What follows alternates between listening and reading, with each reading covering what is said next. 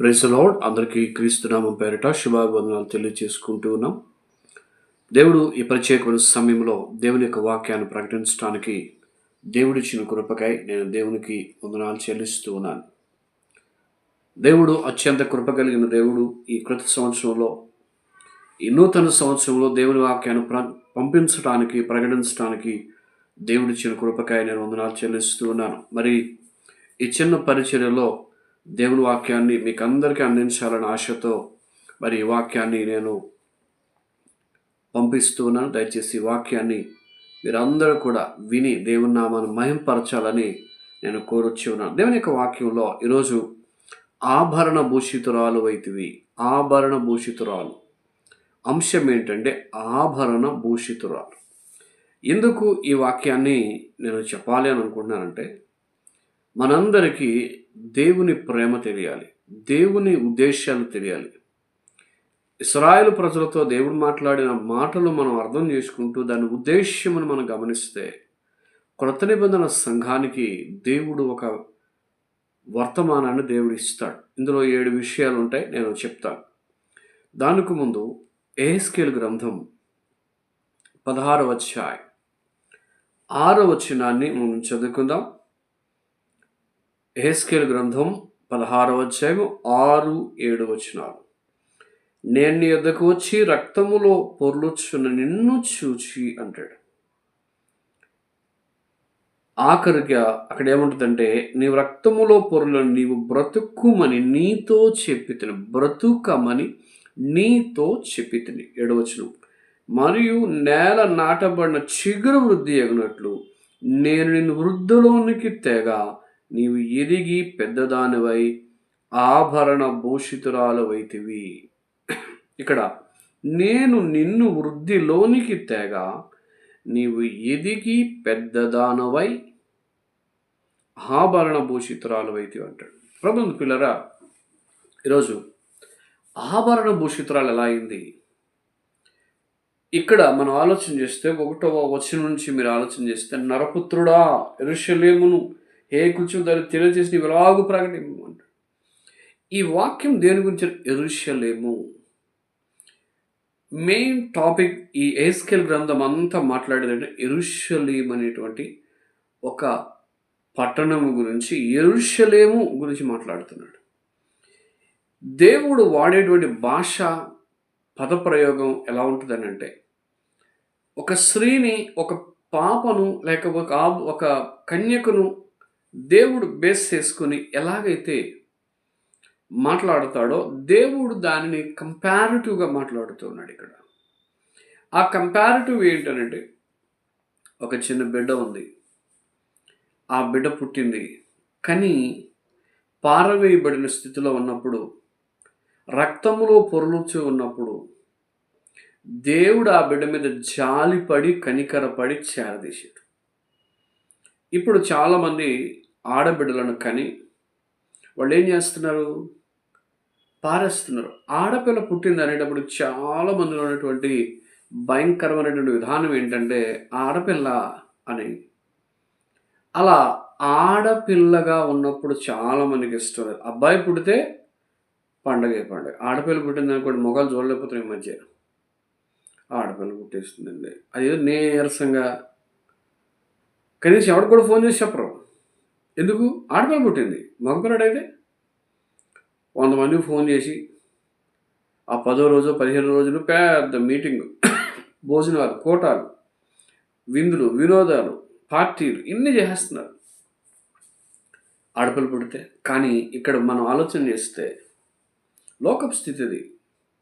కానీ దేవుని స్థితి ఏంటి? పారవేయబడినటువంటి ఒక బిడ్డను. అక్కడ చూడండి 16వ అధ్యాయం 4వ వచనం. నీ జనన విధము చూడ, నీవు పుట్టిన నాభిస్తోత్రం కోయబడలేదు, శుభ్రమవుతున్న నీళ్లతో నీవు కడగబడలేదు. చూడండి, ఆ నాభిస్తోత్రం బొడ్డుకు వస్తారు, అది కూడా కోయబడలేదు. శుభ్రమైన నీళ్ళతో ఎవడు కడగలు పడేశారు, పక్కన పడేశారు. కానీ దేవుడు ఎటువంటి వాడంటే, 5వ వచనం, ఈ జనులు ఒకటేను నీకు చేయవలనని ఎవరునూ కటాక్షింపలేదు, నీ యందు జాలిపడిన వాడు ఒకడునూ లేడు.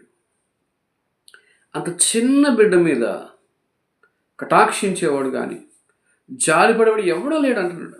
ఎందుకు లేడండి? ఎందుకు లేడు? మనుష్యులు స్వార్థప్రియులు. ఈ మనుష్యులకు ఉన్నటువంటి భయంకరమైన వ్యసనం ఏంటంటే స్వార్థం.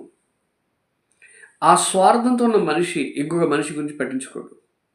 ఒక చిన్న బిడ్డను ఎందుకు పట్టించుకోవట్లేదు? ఈ మధ్య కాలంలో మీరు చూడండి, చిన్న పిల్లలను రేప్ చేస్తున్నారు. నిజంగా ఆడు మనిషా, మృగమా? ఆడికి కటాక్షము జాలి ఉందా? కానీ దేవుడికి జాలి ఉంది. ఆయన కటాక్షము జాలి అని ఎవ్వడూ చూపించలేదు, కానీ దేవుడు చూపించాడు. పారవేయబడిన ఒక స్త్రీని, రక్తములో పొరలతో చిన్న బిడ్డను దేవుడు చేరదీసి ఆ రక్తమును కడిగి తుడిచి ఆమెను బాగు చేసిన విధానాన్ని మనం చూస్తూ ఉంటాం. దానికి ముందు ఈ బిడ్డ ఎవరు, దాని ఉత్పత్తి క్రమం ఏంటి అని మనం ఆలోచన చేస్తే, ఇదే అధ్యాయం 3వ వచనం, ప్రభువైన యెహోవా యెరూషలేము గురించి ఇలాగు ఈ మాట సెలవిచ్చున్నాడు, నీ ఉత్పత్తియు నీ జననమును కనానీయుల సంబంధివైతివి, నీ తండ్రి అమోరీయుడు, నీ తల్లి హిత్తీయురాలు అంటాడు. ఎందుకు ఈ మాటలు వాడాడు? ఆదికాండం మనం ఆలోచన చేస్తే, ఆదికాండం 15:16 అమ్మోరీయుల అక్కడ ప్రస్తావన ఉంటుంది. అమ్మోరీయుల యొక్క వారి విధానం ఇంకా పూర్తి అవ్వలేదు అన్నట్టుగా ఉంటుంది. వారికి ఇంకా కొంత టైం ఇచ్చాడు దేవుడు. అమ్మోరీయులు, యెహోషువ గ్రంథం 1:4 హిత్తీయులు, దేశ సరిహద్దులు హిత్తీయులు ఉంటారు. అలాగే వాళ్ళందరూ కనాను సంబంధులుగా కనాను దేశంలో ఉన్నట్టుగా మనం చూస్తాం. మనము ఇక్కడ దేవుడు ఏమంటున్నాడంటే, వారు జనన విధానం అమోరీయులు, అలాగే హిత్తీయులు, కాబట్టి కనానీయుల సంబంధమైనవి అన్నాడు. అక్కడ చాలా జాతుల వాళ్ళు ఉన్నారు. మొదటి నుంచి దేవుడు ఇశ్రాయేలు ప్రజలకు చెప్తున్న మాట ఏంటంటే, నువ్వు వారితో వేరుగా ఉండు అంటాడు. ఎందుకంటే దేవుని సంబంధిగా వారు లేరు కాబట్టి. వారు అమోరీ సంబంధంగా కానీ, లేకపోతే హిత్తీలు సంబంధంగా కానీ, లోకమనే కనాను సంబంధులుగా వాళ్ళు ఉన్నారు. ఆత్మీయ కనాను సంబంధులుగా వారు లేరు. అలా ఉన్నప్పుడు వారికి పుట్టిన సంతానములో నుంచి వచ్చిందే ఈ చిన్న బిడ్డ. అయితే చిన్న బిడ్డను దేవుడు ఏం చేశాడంటే జాలిపడి, అక్కడ రాయబడి ఉంది 6వ వచనంలో, అయితే నేను నీ యొద్దకు వచ్చి రక్తములో పొర్లుచున్న నిన్ను చూసి అన్నాడు. ఎక్కడ పొర్లుతున్నావు? రక్తంలో పొర్లుతున్నాడు. ప్రపంచంలో చాలామంది చాలా రకాలుగా పొర్లుతూ ఉంటారు. త్రాగినోడు కాలువల్లో పొర్లుతూ ఉంటాడు. పాపం చేసేవాడు పాపపు నేలలో మైదానంలో పొర్లుతూ ఉంటాడు. ఒక్కొక్కడు ఒక్కొక్క రకంగా ఒక్కొక్క దగ్గర పొర్లుతూ ఉంటాడు. కానీ దేవుడు రక్తములో పొర్లుచున్నటువంటి ఒక చిన్న బిడ్డ దగ్గర దేవుడు వచ్చాడు. నేను నీ యొద్దకు వచ్చి అన్నాడు. యేసు ప్రభువారు కూడా రక్తములో పాపము అనే రక్తము, అందుకే మీ పాపములు ఎర్రనివైనను వాటిని తెలుపు చేయదని వాక్యం మనకు తెలుసు. ఇక్కడ మనం ఆలోచన చేస్తే దేవుడు తన యొక్క స్థితిలో ఇక్కడ మనకి చెప్పేటువంటి మాట ఏంటంటే, వాళ్ళు రక్తములో పొర్లుచున్నారట. చూడండి, యెషయా గ్రంథము 1వ అధ్యాయం 18వ వచనం. యెషయా గ్రంథం 1:18, రండి మన వివాదము తీర్చుకుని, మన పాపములు రక్తము వలె ఎర్రనివైనను అవి హిమం వలె తెల్లబడును, కెంపు వలె ఎర్రనివైనను అవి గొర్రె బొచ్చు వలె తెల్లని వగును అంటాడు. ఎలా ఉందండి ఇక్కడ?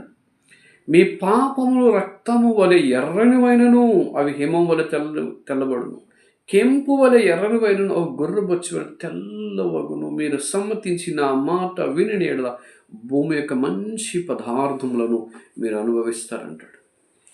ఇప్పుడు ప్రభు వాక్యం ఏం చెప్తుందంటే, రక్తములో పొర్లుచున్నారు. చాలామంది పాపమనే రక్తంలో పొర్లుచున్నప్పుడు యేసు ప్రభు వారే ఈ భూమి మీదకి వచ్చి మన అపరాధములన్నీ తీసి మనం బ్రతికించాలని ప్రభు. ఎఫెసీ 2:1-3 వచ్చేది, మీ అపరాధముల చేతను పాపముల చేతను మీరు సచ్చిన వారై ఉండగా బ్రతికించటానికి యేసు ప్రభు వచ్చాడు. రక్తములో పొర్లుచున్న నిన్ను అక్కడ అంటారు బ్రతుకు అని చెప్పాడు అంటున్నాడు. అంటే ఈ చిన్న బిడ్డను బ్రతుకమని ఎలా చెప్పాడు? యేసుప్రభు వారు కూడా తన ప్రేమను వెల్లడిపరిచాడు. తన ప్రేమను వెల్లడిపరిచి యోహాను 3:16 మనం చదివితే ఆయన ప్రేమ మనకు కనిపిస్తుంది. దేవుడు లోకం ఎంతో ప్రేమించాడు. ప్రేమించి మనందరూ బ్రతికించాలని ఆయన వచ్చాడు. రోమీయులకు రాసిన 1:6 మనం చదివితే క్రీస్తు మరణం పునరుద్ధానం వల్ల తిరిగి లేచినట్లుగా మనం లేపబడాలి, మనం బ్రతికించాలి. అది దేవుడి యొక్క ఆశ. గొర్రెపిల్ల రక్తంలో విడుదల ఉన్నట్టుగా నిర్గమాకాండం 12:13 మనకు తెలుసు. గొర్రెపిల్ల రక్తము ఉన్నవాడు విడిపించబడ్డాడు. అలాగే యేసు ప్రభువును నమ్ముకున్నటువంటి వారందరూ కూడా రక్షింపబడతారు.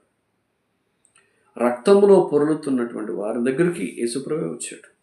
ఈ లోకంలో ఎవరు అలా లేరండి. దేవుడు అని పిలువబడినవాడు ఎవడు మనిషి దగ్గరికి వచ్చి నీ పాపాన్ని తీసేస్తాను, నీ శాపాన్ని తీసేస్తాను, నేను ఇలా బాగు చేస్తానని చెప్పినాడు ఎవరు లేడు. నేను నీ యుద్ధకు వచ్చి యేసు ప్రభు వారు కూడా నశించిన దానిని వెతికి రక్షించుటకు భూమి మీదకి వచ్చాడు. పాపులను రక్షించుటకు క్రీస్తు యేసు లోకమునకు వచ్చానని మాట మనం చూద్దాం. ఇక్కడ ఈ చిన్న బిడ్డ దగ్గరికి కని పారవేసిన ఒక బిడ్డగా, కానీ ఎవరికి అక్కర్లేని ఒక బిడ్డ, కానీ మాకు అవసరం లేదని వదిలి వెళ్ళిపోయి కటాక్షము జాలి చూపించలేని ప్రపంచంలో దేవుడు ఒక చిన్న బిడ్డ దగ్గరకు వచ్చి తన స్థితిని అక్కడ మనకి తెలియజేస్తున్నాడు. ఇప్పుడు దేవుడు ఈ ఆభరణ భూషితురాలు అవడానికి కారణాలు ఏంటి?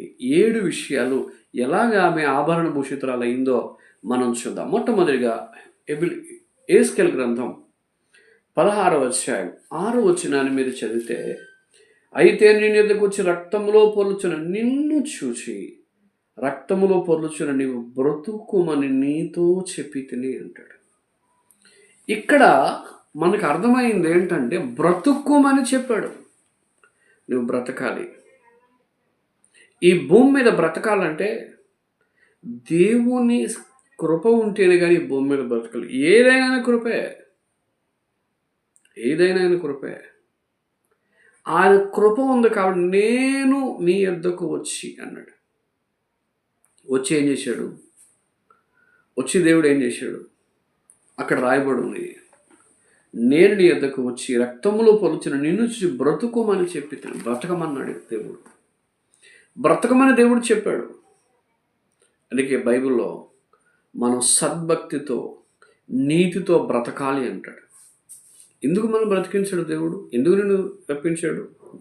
ఎందుకు నిన్ను విడిపించాడు? కరోనాలో చాలామంది చచ్చిపోయే స్థితిలో ఉన్న వాళ్ళు కూడా దేవుడు బ్రతికించాడు. వాళ్ళని మరి ఎలా బ్రతకాలి? భక్తితో బ్రతకాలి. కానీ ఈరోజు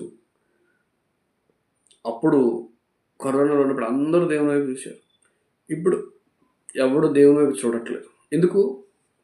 బ్రతికేశారు. బ్రతికేదా దేవుడు అవసరం లేదు.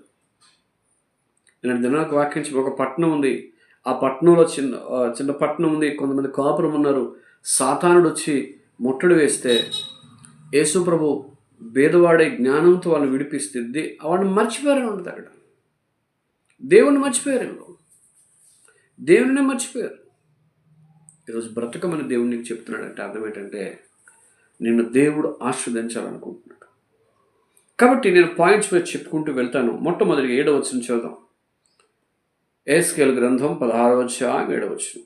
మరియు నేల నాటబడిన చిగురు వృద్ధి అయినట్టు నేను వృద్ధిలోనికి తిరగా నీవు ఎదిగి పెద్దదానివై ఆభరణ భూషితురాలువైతివి అన్నాడు. ఎలా ఆభరణ భూషితురాలయ్యింది? అక్కడ నేను నిన్ను వృద్ధిలోనికి త్రేగా అంటాడు. ద్వితీయోపదేశకాండం 1:10 మనం చదివితే అక్కడ బాల్యదశ, ఐగుప్తు అనేది బాల్యదశ. ఇర్మీయా గ్రంథం 2:2 మీరు చదివితే ఇశ్రాయేలుడికి యవన దశ. బాగా అర్థం చేసుకోండి. ద్వితీయోపదేశకాండం 1:10లో బాల్యదశ, ఐగుప్తులో ఉన్నారు వాడు బాల్యదశ. యవన దశ ఎప్పుడు వచ్చింది? ఇశ్రాయేలుడు యవన దశ. ఇర్మీయా గ్రంథం 2:2లో యవ్వన దశ మనకు కనిపిస్తుంది.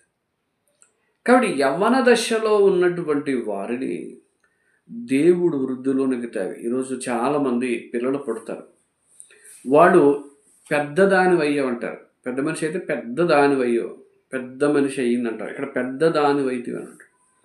ఎలా పెద్ద దానివయ్యారు? నేను నిన్ను వృద్ధిలోనికి తేగా. అంటే దేవుడు పెంచకుండా, దేవుడు పోషించకుండా అయిపోద్దా? ఒక శరీర ఆకృతి రావాలంటే అది దేవుని చిత్తం. చూడండి, పంట చాలామంది పొలంలో వేసేస్తారు. ఆ పంట వేసేసి ఇంటికి వచ్చి పడుకుంటాడు. మొలకలలో వచ్చి దేవుడు ఆ మొలకలను మొడిపించాడు.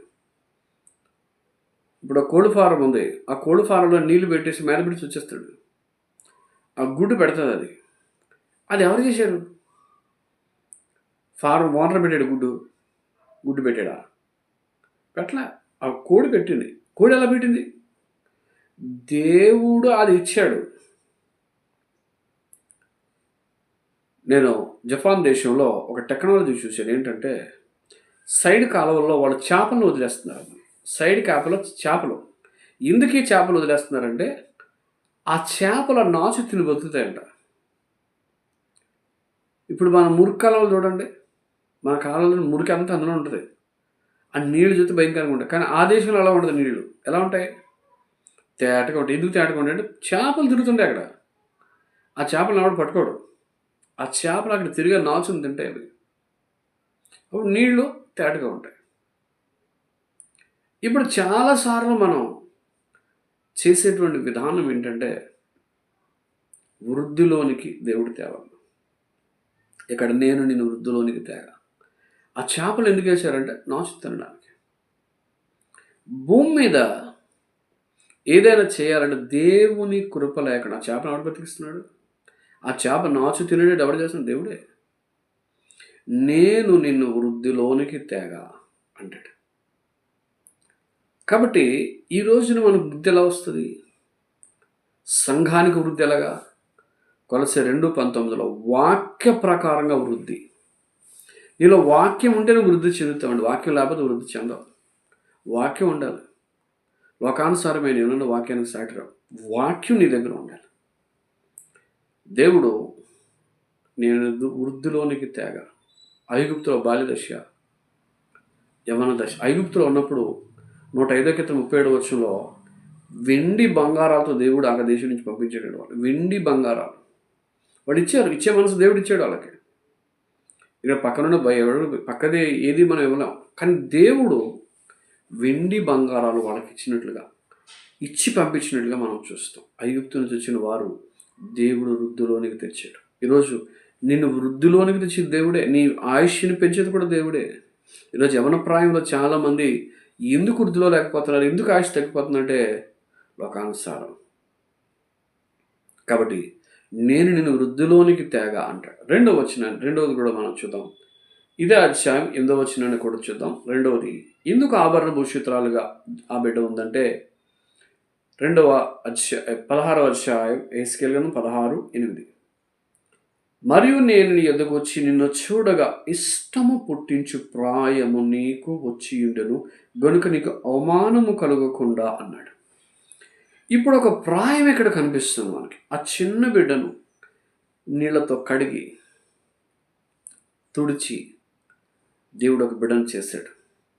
బిడ్డను చేస్తే ఆ బిడ్డ ఎలా వచ్చిందంటే ఇష్టము పుట్టించే ప్రాయం దగ్గర వచ్చేసింది. ఒక ప్రాయము దేవునికి ఇష్టమట. ఆ ప్రాయం ఏంటంటే దేవునికి ఇష్టమైన ప్రాయం. ఈరోజు దేవునికి ఇష్టడుగా బతకాలి. ఈ భూమి మీద లోకానుసారంగా ఎన్నో ఉంటాయి. అవి మన దేవుణ్ణి సంతోషపెట్టవు, దేవునికి ఇష్టం కాదు.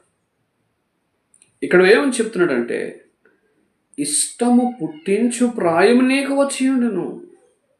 ఇది యవనస్తులు చూడండి, యవన ప్రాయం అనేది చాలా ప్రాముఖ్యమైనది. యవనస్తులు యవన ప్రాయంలో ఉన్నప్పుడు తొట్టిల్లిపోతుంటారు ప్రేమ అనేటువంటి విధానంలో. ఎందుకంటే అది ఇష్టము పుట్టించు ప్రాయం. చూడండి, ఆడవాళ్ళ దగ్గర వచ్చి ఎవడన్నా వచ్చి నేను ప్రేమిస్తున్నాను అనుకోండి, తల్లిదండ్రులు మర్చిపోయి వెళ్ళిపోయి ఉంటారు. నువ్వు లేకపోతే నేను బతకలేనని అనుకోండి, అయ్యో ఎందుకు ప్రేమించేస్తున్నాడు అనుకుంటాడు. తర్వాత ఆడికి ఉద్యోగం ఉండదు, సద్యోగం ఉండదు, ఏమి ఉండదు. ఆడు పనికి మొదలు తిరుగుతుంటాడు, తాగిపోతూ వ్యభిచారం అన్నీ ఆడే. కానీ ఆడు ఏం చెప్తాడు? నీ ప్రాయం వాడికి ఇష్టమైంది, నీ శరీరం వాడికి ఇష్టమైంది. కాబట్టి వాడు ఏం చేస్తాడంటే నీ దగ్గరకు వచ్చి నేను మోసం చేసి ఏదో రకంగా పెళ్లి చేసుకుంటాను ఏదో అన్న చెప్పి పాపం చేసేస్తుంటాడు. ఈరోజు చాలామంది లివింగ్ రిలేషన్షిప్ అని రకరకాలవే డేటింగ్స్ అని ఇవన్నీ ఎందుకు? మనిషికి పాపపు ఇచ్చ, పాపమును చేయటానికి మనిషి ఇష్టపడుతున్నాడు. చూడండి, ఇక్కడ మీటింగ్ పెట్టాం, ఊళ్ళో అందరూ అన్నట్టు వస్తారు, రారు. అదే రికార్డింగ్ డ్యాన్స్ అని చెప్పండి, బట్టలు ఇప్పుడు డ్యాన్స్ వేస్తున్నారని చెప్పండి, అందరూ అక్కడ ఉంటారు. ఎందుకు? వాళ్ళకి అది కావాలి. కాబట్టి నీ ఇష్టము పుట్టించు ప్రాయం శూలమితి, నేను నా ప్రియునితో నాకిష్టము వచ్చి నేను లేచి వరకు నన్ను ఎవరు కలతపరచుద్దంట. అంటే దేవునితో ఎంత ఇష్టంగా ఉంటుందో చూడండి.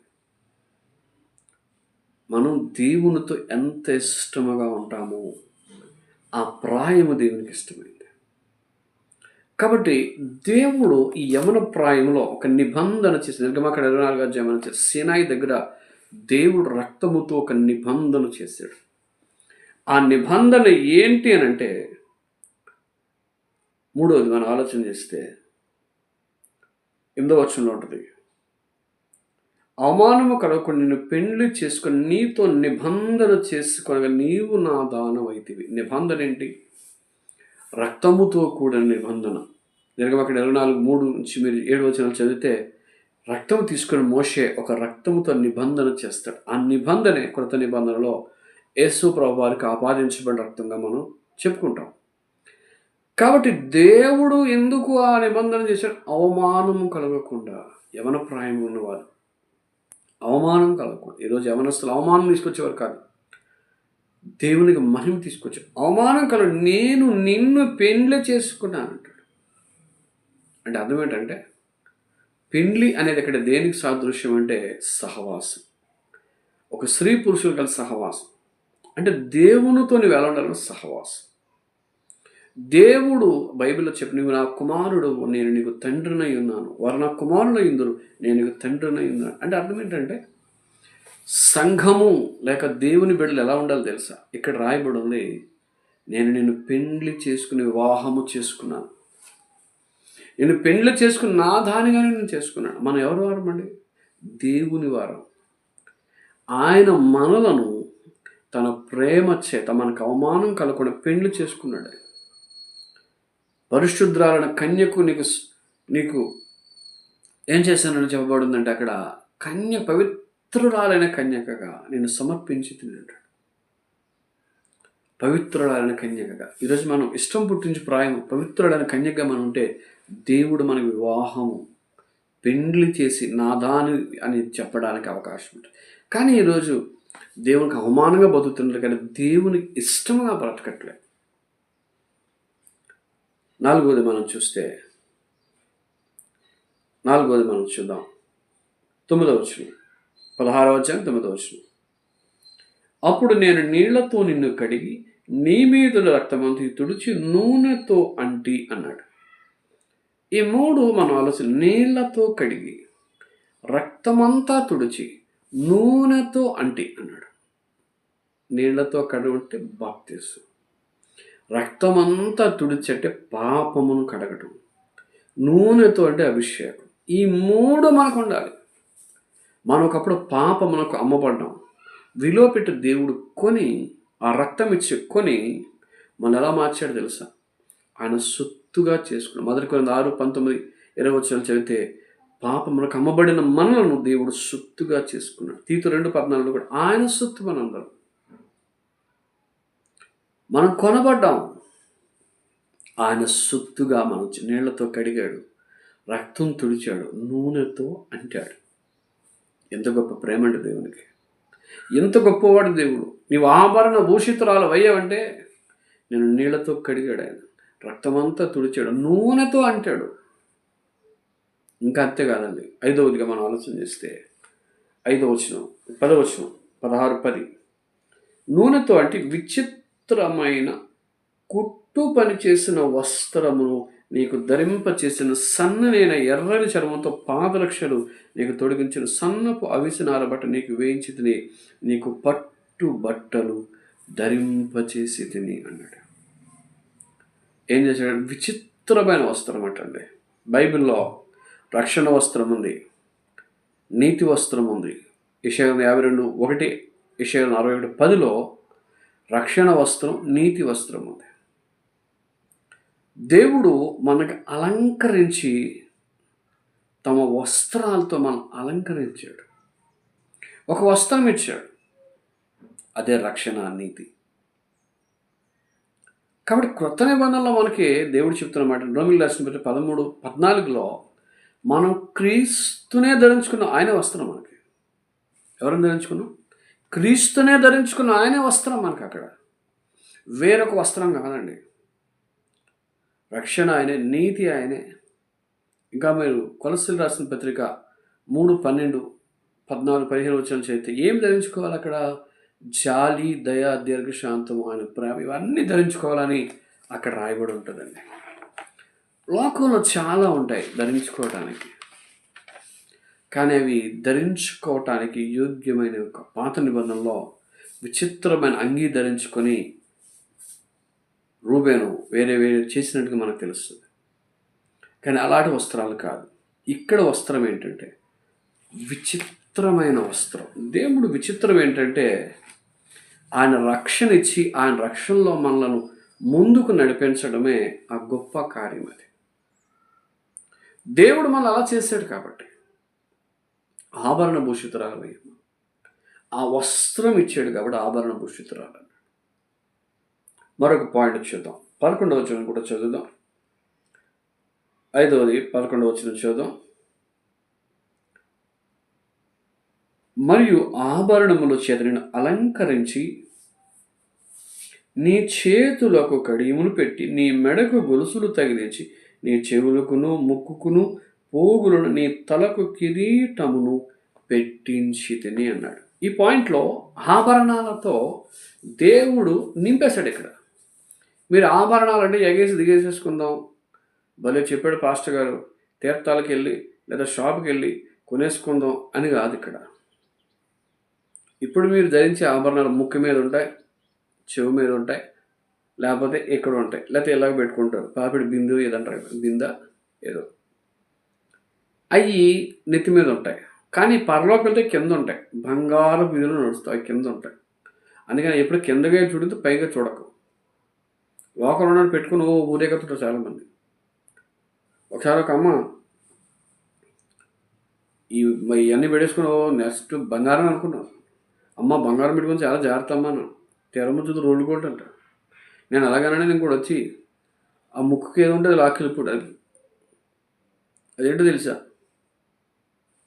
గొలుసు కాదు, అది రోల్డ్ గోల్డ్. అది అంటే మనిషి రోల్డ్ గోల్డ్ అనగానే ఇదే మా ఊళ్ళంతా బంగారంలాగా ఉంటుంది, కానీ అంతా రోల్డ్ గోల్డ్. అది తెచ్చుకున్నారట.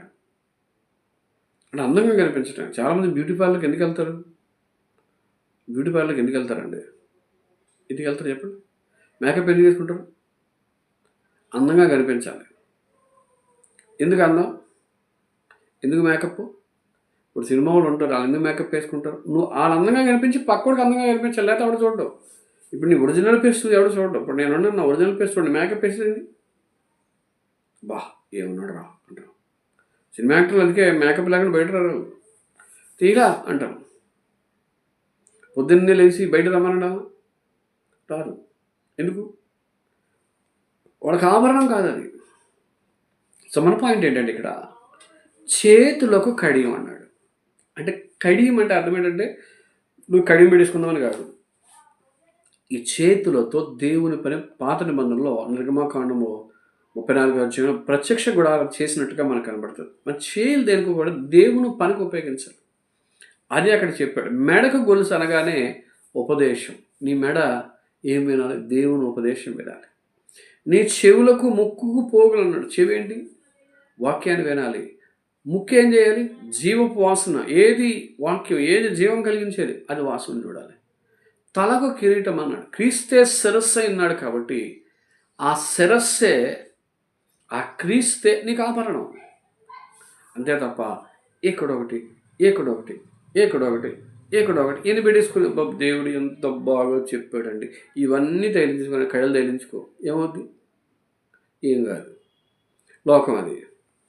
కాబట్టి దేవుడు ఇక్కడ ఏం చెప్తున్నాడంటే ఆభరణాలు అనేది లోకంలోని ఆభరణాలకు రాదు.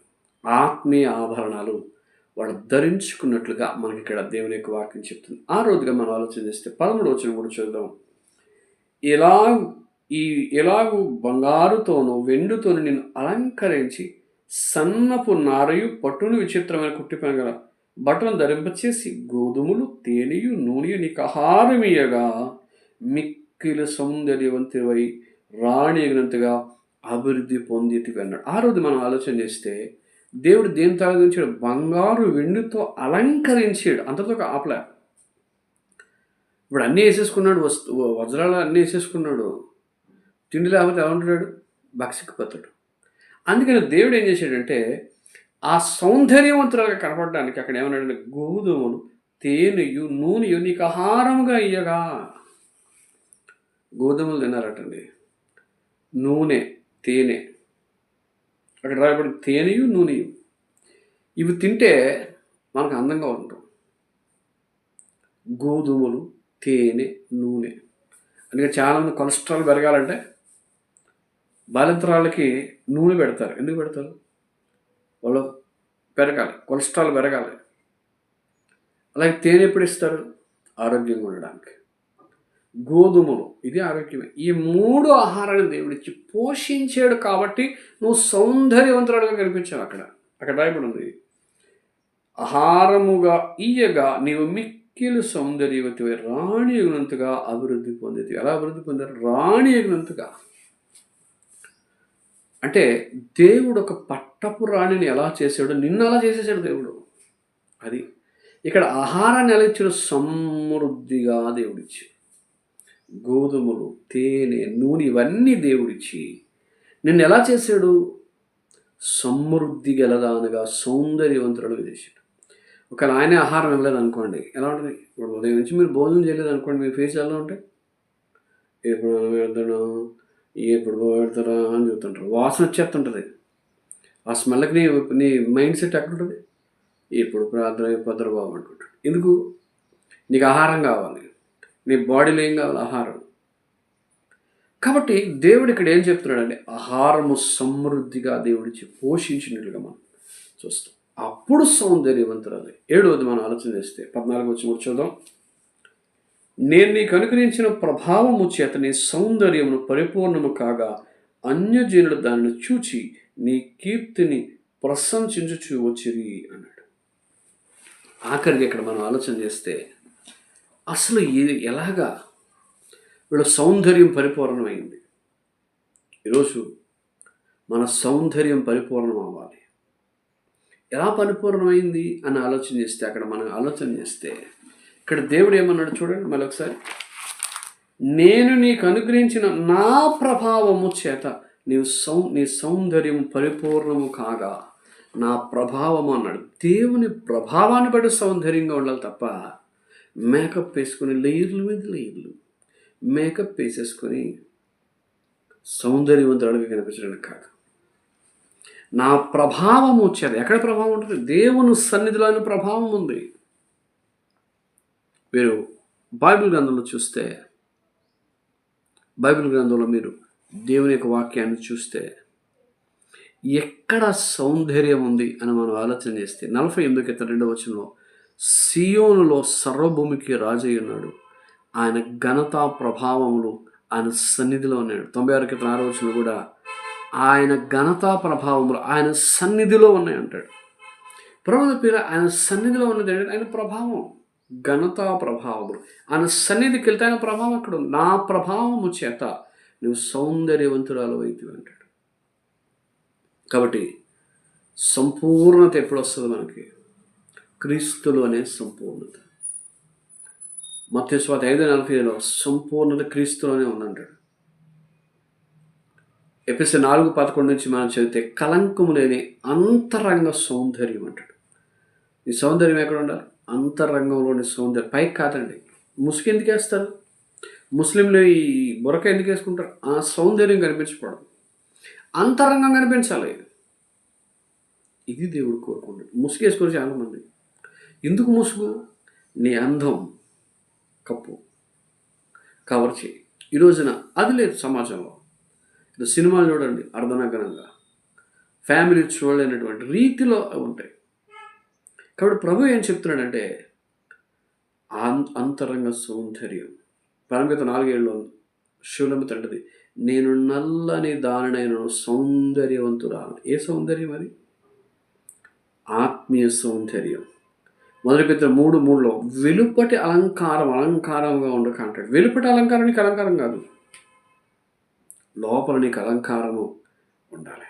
అలా అలంకారముగా సౌందర్యవంతంగా ఉన్నప్పుడు నీ సౌందర్యమును చూసి అన్యజనులు కీర్తి వ్యాపించాలి. ఈరోజు ఈ వాక్యం యొక్క సారాంశం ఆభరణ భూషితురాలని ఎందుకు దేవుడు ఇక్కడ మాట్లాడాడంటే, నీవు ఆభరణ భూషితురాలుగా ఉన్నావు కాబట్టి నీ సౌందర్యమును చూసి నీ కీర్తి అనేక మందికి వ్యాపించాలి. అన్యజనులు ఏం చేయాలి తెలుసా? నీ కీర్తిని చూడాలి.